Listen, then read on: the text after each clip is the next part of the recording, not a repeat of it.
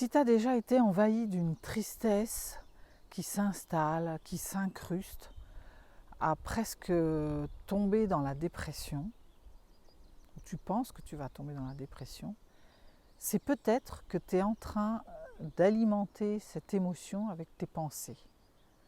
Et que loin d'être dans une dépression, tu es juste en train de mouliner comme un hamster dans la roue avec des pensées négatives. Alors c'est ce qui m'est arrivé moi ces dernières semaines, jours. Donc j'avais envie de te parler de ça là, sur ma balade matinale, parce que j'en suis sortie là, ça va bien, émotionnellement c'est safe. Et donc je voulais un peu t'expliquer comment ça se passe, ce processus-là. En fait, c'est quelque chose qui s'auto-entretient.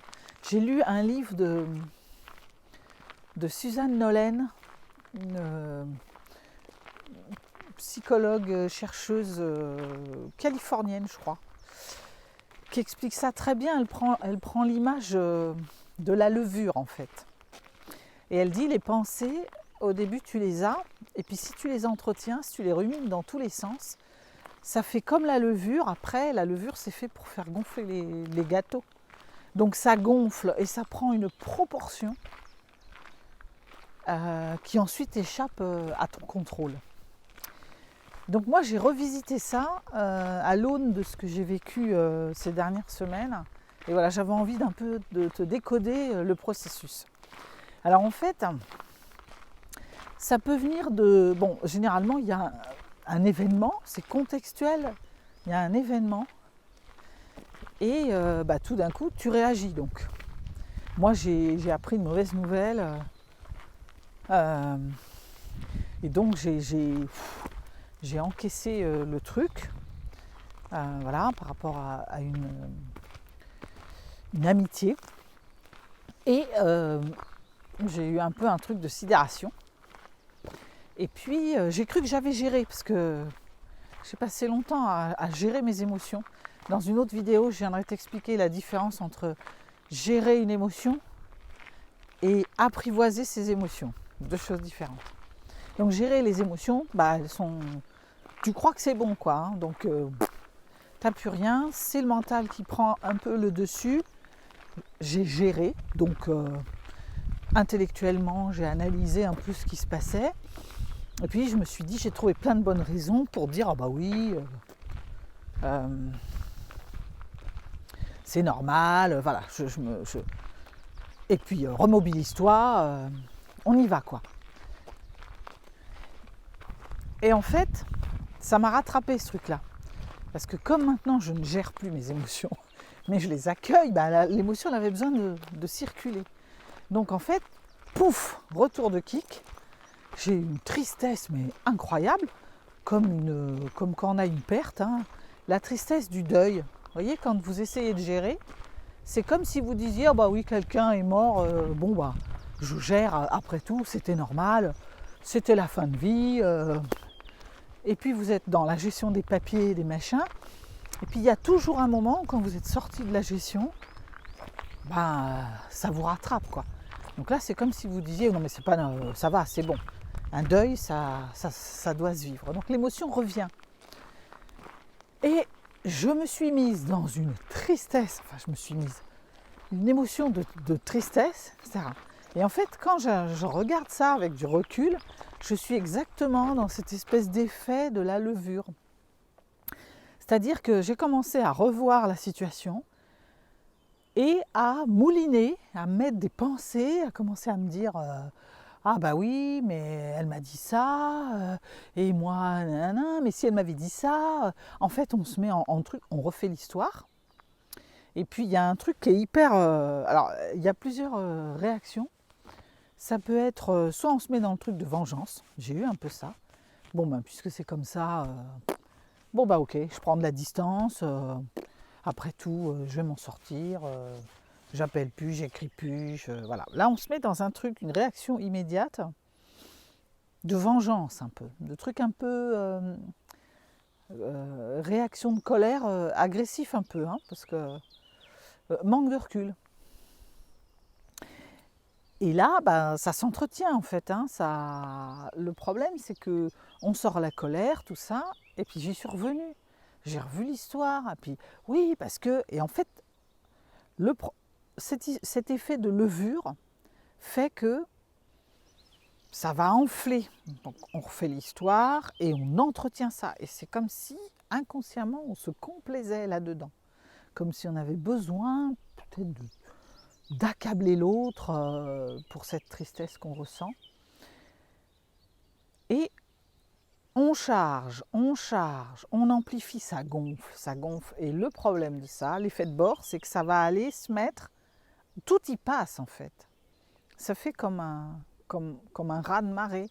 C'est-à-dire que du coup, ça va au-delà de l'événement lui-même, ça s'applique à d'autres situations. C'est ce que j'ai fait, moi. Je me suis dit, mais oui, mais c'est normal. Alors après, victimisation, c'est normal. Ça m'a rappelé une situation où on m'avait déjà fait ça. Que mon mental, comme j'arrête pas de mouliner, trouve que c'est la même chose, même si objectivement, on n'arrive pas à voir que c'est pas la même situation, pas du tout. Mais lui, le mental, il commence à faire des amalgames. C'est comme un tsunami qu'on ne peut plus arrêter, en fait. Une espèce de vague comme ça, de pensées qui tournent, et qui disent, bah oui, regarde, et tout y passe. À chaque fois que tu as été un peu abandonné, tu te remets là-dedans. Et alors, le deuxième effet qui se coule, c'est que ça déborde tellement qu'ensuite, ça vient même sur des situations où ça va bien. C'est-à-dire qu'on revisite les autres relations, des amis qui sont restés, qui sont là, avec qui tu es bien, et d'un coup, on installe le doute. Et si celle-là, elle allait me trahir? Et si finalement, j'avais mal interprété? Et le cerveau se met dans les pensées négatives. Et ça amplifie jusqu'à devenir autonome, en fait. Des pensées qui, après, on ne peut plus arrêter. Enfin, on ne peut plus, sur le coup. On ne peut plus arrêter la machine. Donc, tout ce qu'on va vivre, en fait, va être au prisme de ça. Donc ça installe, hein, je vous expliquais dans une vidéo aussi que une émotion, elle vient, quand elle commence à s'installer, c'est un sentiment, et quand elle persiste, ça devient à terme ta personnalité. Ça veut dire qu'après, tu vas colorer tout, de la trahison, du manque de confiance, donc tu vas commencer à faire moins confiance, tu vas commencer à te replier, parce que il y a des gens qui sont dans une colère et dans un truc de vengeance, mais tu peux aussi être dans un truc de repli, de dire bon, puisque c'est comme ça, tu te renfermes, et là commencent peut-être des pré-symptômes de ce que toi tu crois être une dépression, et en fait tu es juste en train, enfin juste, tout est dans le juste, comme je dis tout le temps, tu es en train d'alimenter ça en fait, et ça devient ta réalité. Ce qui fait qu'après, quelqu'un arrive, si on pousse à l'extrême ce truc-là, quelqu'un arrive tout en confiance, quelqu'un de génial, et toi tu blindes tout, pont-levis, on remonte tout, la herse, tout ça, je mets mon armure, mon machin, et je suis comme ça, et hors de question que j'ouvre quoi que ce soit.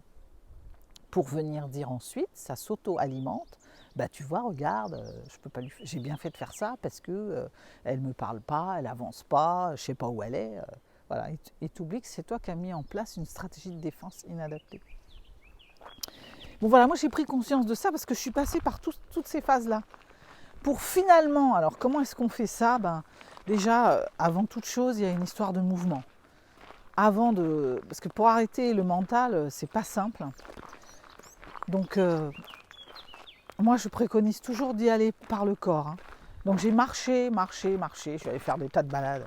Avec Amélie a usé ses chaussures et son temps. Parce que j'ai refait l'histoire, évidemment. Donc ça veut dire aussi, bon, aller marcher. Si tu as quelqu'un qui peut t'écouter et à qui tu peux déposer, ça c'est super. Parce que l'avantage, c'est que ça va te donner un autre angle de vue.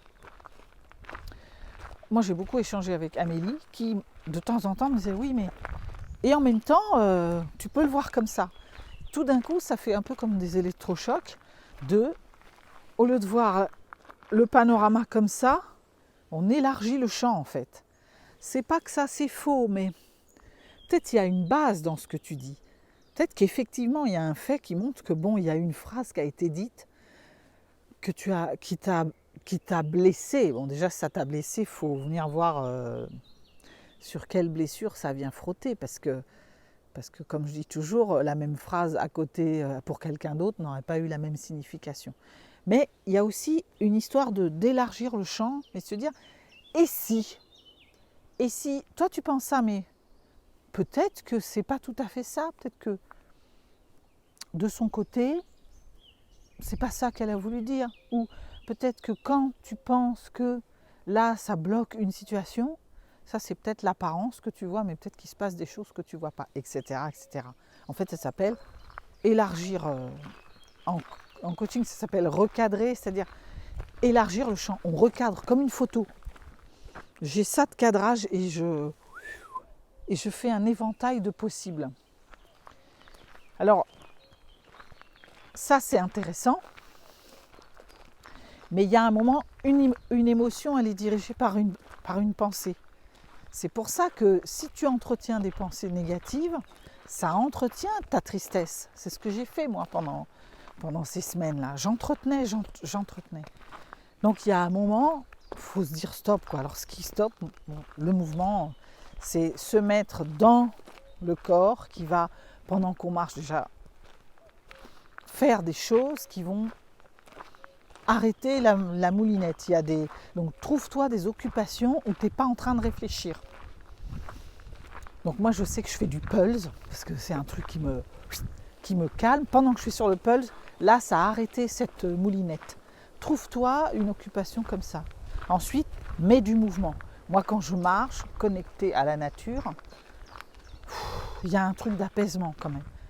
Il y a respirer, peut-être se mettre en forme de méditation, de connexion avec la nature. Si tu n'as pas la chance comme moi d'avoir une forêt et des lieux, fais-toi un espace à l'intérieur de chez toi où tu vas pouvoir peut-être imaginer, visualise que tu es en forêt. Voilà. Fais des techniques comme ça qui te mettent ailleurs et l'esprit va s'apaiser. L'idée, c'est d'arrêter la moulinette.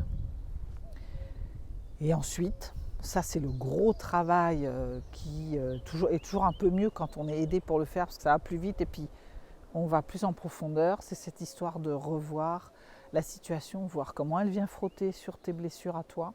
C'est ça que je me suis rendu compte, moi, c'est que j'étais en train de... C'est venu frotter à la blessure d'abandon et pof, ça marche à tous les coups. Donc je me suis sentie abandonnée. Alors que si je reconsidère, peut-être c'est pas exactement ça. Voilà, et comment tu regardes ça. Quelle blessure, sur quoi ça vient frotter. Et deux, quelle pensée tu mets autre, tu élargis pour peut-être, c'est pas forcément la changer complètement, mais la nuancer. Voilà, et de mettre quelque chose de plus respirant, voilà, et de t'imposer des moments où tu vas arrêter de penser. Parce que c'est le phénomène de cascade qui entretient cet état, parce que l'émotion devient un sentiment qui devient un état quotidien et où, voilà, ensuite ça part sur, je ne suis pas une spécialiste de la dépression, donc je ne vais pas aller sur ce terrain, mais une tristesse répétée, une fatigue, après tu te replies, tu n'as plus envie de rien, c'est le début. Dès que tu tues le mouvement, ce qu'on dit souvent, ce que j'ai observé, c'est que les dépressifs, à un moment donné, ils finissent qu'ils ne se lèvent plus, qu'ils n'ont plus envie de bouger, que tout est un poids. Donc garde le mouvement, lève-toi, tu te mets en route. La règle des 5 secondes, tu as peut-être entendu parler de ça. Moi, je fais ça quand je dois rentrer dans la piscine de l'eau froide et que j'y arrive pas. Je compte jusqu'à 3, le cerveau il se mobilise et il y va. Force-toi, le mouvement va vraiment t'aider, quoi. Voilà ce que je voulais te partager sur cette histoire de... Les émotions, elles arrivent suite à un stimuli, des stimuli extérieurs, c'est-à-dire il y a un événement, il se passe quelque chose, donc tu as un deuil, pof, la tristesse arrive, quelqu'un te fait une queue de poisson, pof, c'est la colère, tu reçois une bonne nouvelle, c'est la joie, ça c'est des stimuli extérieurs. Et puis il y a toutes les pensées que tu vas te faire autour de cet événement, et là tu commences à entretenir des pensées ou positives ou négatives. Donc en conclusion, surveille tes pensées. Déjà, essaie de les alléger, même quand elles sont bonnes. T'es en joie, va fêter, célèbre, tu vois, lâche un peu là et célèbre. Et puis ça va pas bien, partage avec quelqu'un, c'est toujours mieux, parce qu'il va pouvoir t'aider avec son éclairage. Et puis va marcher, mets-toi en mouvement, fais du vélo, fais un truc qui te fait du bien, fais de la musique, voilà, pour ne pas rentrer dans ce cycle infernal qui un jour peut t'amener à plus pouvoir savoir faire tout seul, quoi. Voilà ce que je voulais te partager. J'espère que ça t'aura un peu aidé. Moi c'est bon là, j'ai récupéré, je suis repartie, je ne suis pas à l'abri d'une pensée qui va revenir, mais voilà, elle dure moins longtemps. Avec cette méthode, j'arrive à faire que elle vient, je l'accueille, je dis oui, on en a déjà parlé, oui, je sais, tu sais bien, et ça part. Allez, je te dis à la prochaine pour le prochain sujet. À très vite.